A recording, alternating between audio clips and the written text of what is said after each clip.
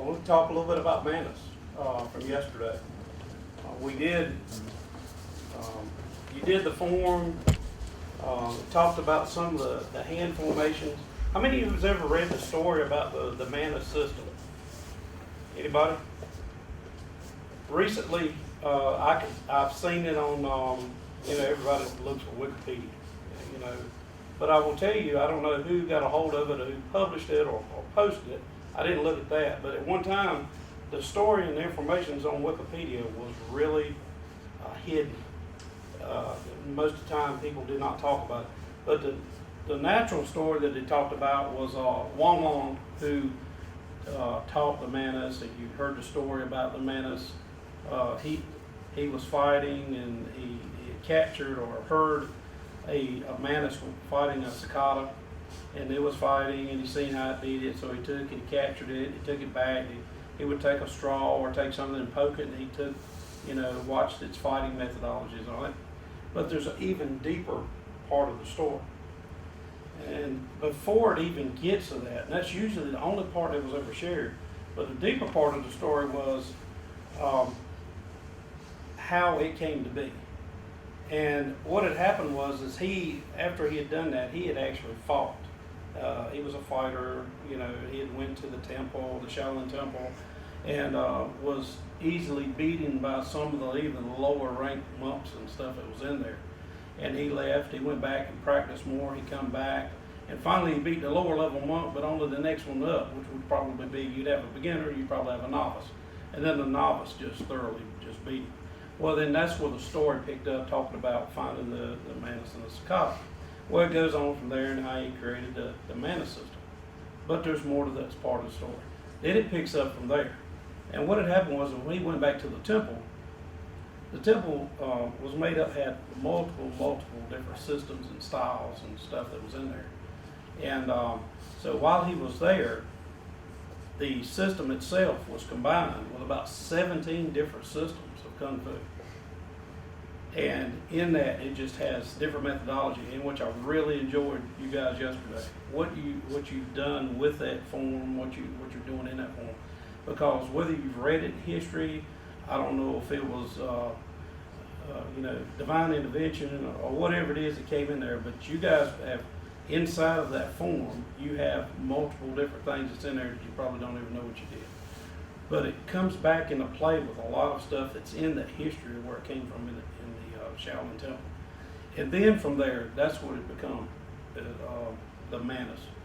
And where's the Mantis in some of you may be thinking, where's the Mantis in the system? Where does it lie at, or whatever it is? How many of you have heard about the 5 animals? Okay, the tiger, the leopard, the snake, and all that's in there.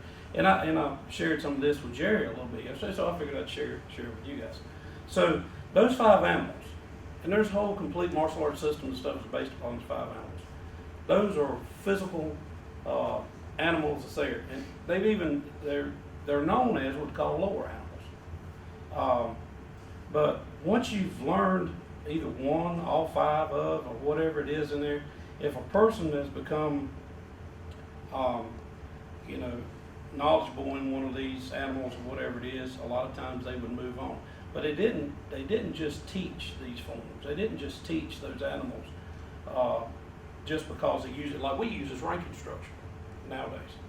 What they did is the teacher looked at the student. And I'm not saying, okay, go back and do this at school. I'm just giving you a little bit of history.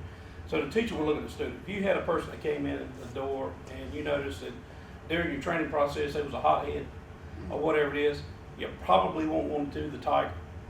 Well, Seafood Burns just alluded to that a minute ago. We're talking about different. What is the negative emotion? What is the positive emotion? So they linked a lot of that together with physical movements and the type of spirit the person had. So they wouldn't teach them a tiger. They may take that hothead and put them over here and teach them a crane. Teach them smoothness, gracefulness, or whatever it is to calm them down, to get them in there. And if they would maybe later on teach them the animals. Maybe not. That may be what they stayed in the rest of their life. But anyway, that's where you have the physical, the emotional, and part of the body, and how some of those animals came to be and how you taught them. Well, Mantis. What is Mantis? Menace was one of the higher animals. Mantis and dragon are higher animals. The snake was your linking between your 5 animals into your higher animals. And to get to that, I shared with Seafood Jerry yesterday, and I know I've shared with Seafood Burns, and it is in your system. You just have to find it and share it with it, because there's a lot of information, a lot of knowledge in there. But the Mantis itself is a higher animal, and it's made up of all those different type of aspects and stuff of the temple.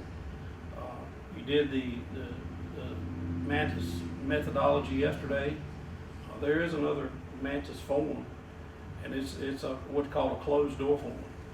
And a little story with that, years ago, it was somewhere around 80, 81, and there was a person who was publishing information in one of the periodicals of Karate Inside, Kung Fu Inside Karate, and they had information and stuff. They was teaching on Mantis. It wasn't Brendan Lai, it was somebody else, but anyway, they had a list of some things talking about Mantis. And if any of you ever seen anything with Mantis, they have forms, it's called bamboo or whatever it is, a different stepping type pattern and 8 elbows and all this. But they posted that thing and said, okay, this video it says closed door form. It was called Tway Sway Shear. And it wasn't there for 30 days in that magazine, and the next month it was gone. And come to find out, it was a write-up of it, and the Chinese martial arts masters, they were in an uproar. And they forced them to move that out of that, get that out of there. They would not let them do it. Well, guess what, guys? We actually have the form in the system. We have the form. It is a closed door form, and it deals a lot with energetics and breathing and breath work. So I just wanted to pass that on to you, a little bit of history about Mantis and what it is. How we ended up on Menace this year, I don't know. But let me tell you something that's odd about that. And any of you know Grandmaster Stover. He was asked by somebody out in California to come out there and do a seminar and stuff, and they asked him something about Menace. They wanted him to teach some stuff on Menace, and so he showed some just hand techniques and stuff dealing with Menace. But for some reason, this is the year of the Menace. It's just prevalent. It's there. So the thing about it is, it's just not a series of movements. It is a lot. Menace has a lot in it, and I told you about the different systems and different methodologies that was influenced and stuff in there. 7-star stance. A lot of that stuff deals with constellations and everything with energetics and that movement. Even though you practiced this form yesterday in an H or I pattern, however you relate to it, there's a lot of movement that's in that form. Once you learn the basic movement and doing the pattern, it actually offsteps. It moves. It moves completely different from that. And if you've ever seen what the constellation of the Big Dipper, the Big Dipper is like the 7-star thing. So how that's designed and how that goes together is actually some of your stepping pattern. So as you strike directly on, I'll show you a pattern. But as you move,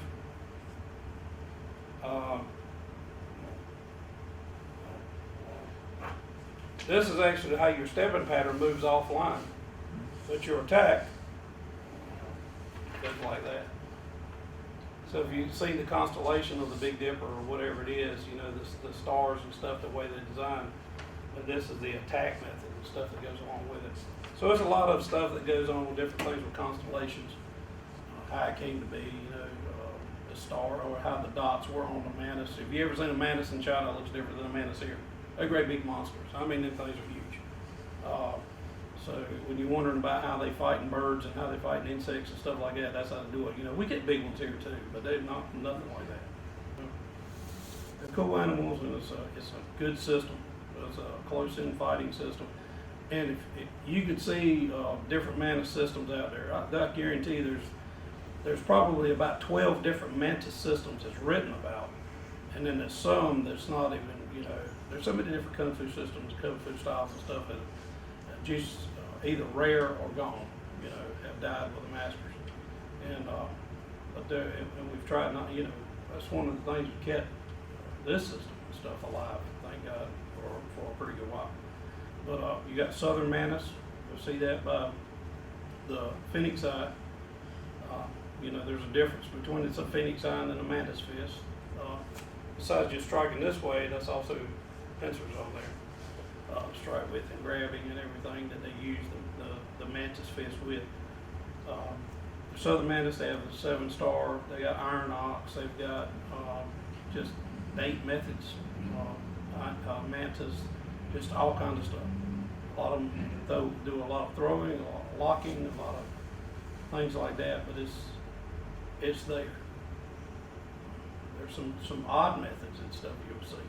There's Tai Chi methods and stuff. So I just thought I'd share that with y'all.